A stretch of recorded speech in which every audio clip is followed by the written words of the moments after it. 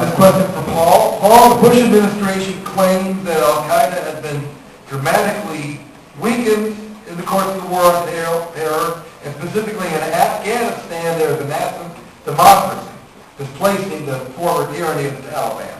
Opposing voices note anarchy in Afghanistan's far-flung provinces away from Kabul, and a resurgent Taliban in the countryside. In addition, as has been noted, Osama bin Laden remains at large. What would you do to ensure that the war on terror in Afghanistan is won once and finally, and that it becomes stable?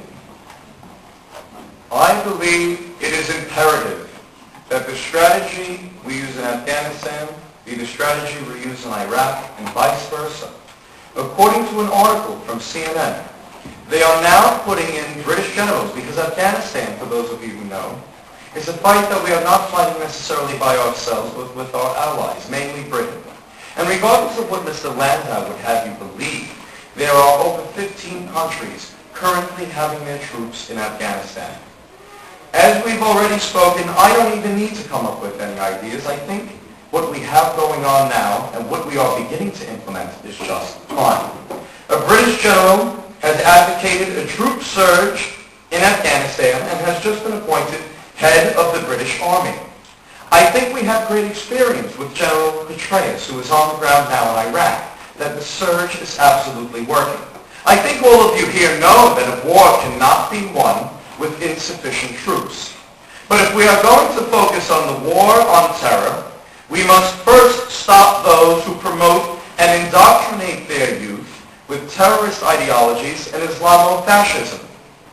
While there are many Muslims who care about this world, some of the ideology being taught to the youth in Iran, Saudi Arabia, and Afghanistan is indoctrinating them with a radicalized form of Islam, a hatred toward Israel, and a hatred toward America.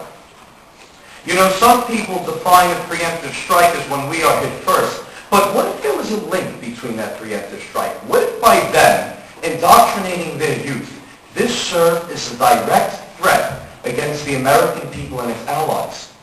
I emphatically believe it does. I use the parallel of the Hitler Youth, and I use it here with the war on terror. We must first begin to send in a surge, as the British general quotes, of 30,000 troops. We must begin to send in humanitarian aid. We must begin to send in teachers who will not allow for this indoctrination to occur. Because when a radicalized form of Islam is being taught, telling you to kill the infidels, we have a major problem. Thank you, Paul. Matt, you have 90 seconds to respond. Well, I will tell you that Senator Barack Obama believes that we need to add 20,000 more troops to Afghanistan from currently what is in Iraq, and that is from the General David McKiernan, who is fighting the war in Afghanistan. Thanks for agreeing again. What I don't agree with you on, Paulie, is when you said that right now we are just fine in Afghanistan.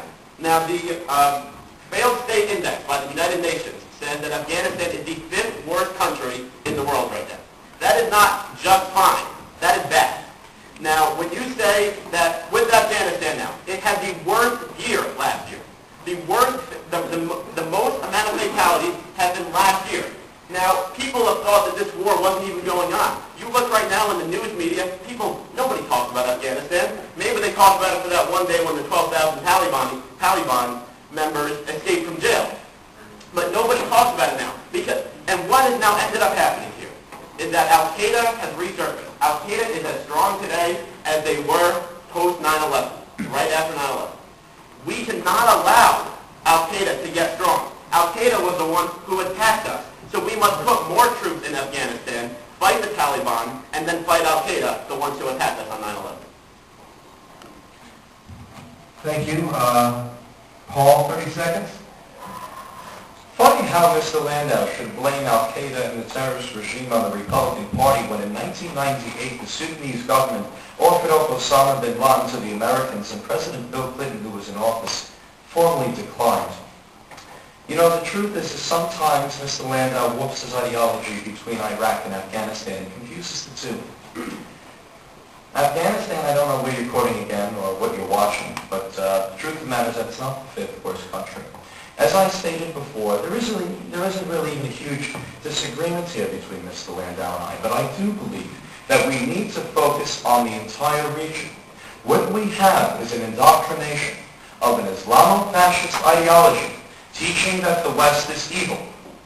What we have is a troop surge which has already occurred, despite what Mr. Landau believes Barack Obama should do. Thank you. One more. Next question goes to Matt. Mr. Landau. I'll adopt that nomenclature. Matt, what role should foreign aid play in American foreign policy, and what countries ought to be focused on? I think that the most important country for foreign aid would be Afghanistan.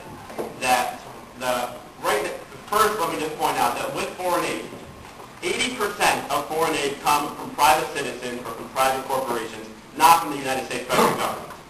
Now, what foreign aid does is that it helps with drug trafficking. Drug trafficking pays fully for the Taliban and Al-Qaeda. And if, like Mr. Liggieri has said, that he wants to cut foreign aid, that would allow terrorists to rebuild in Afghanistan. That is what Afghanistan is funded on. They are funded on heroin trafficking. And if we allow that to happen, then we will be more susceptible to another terrorist attack. In addition to that, we are the United States of America.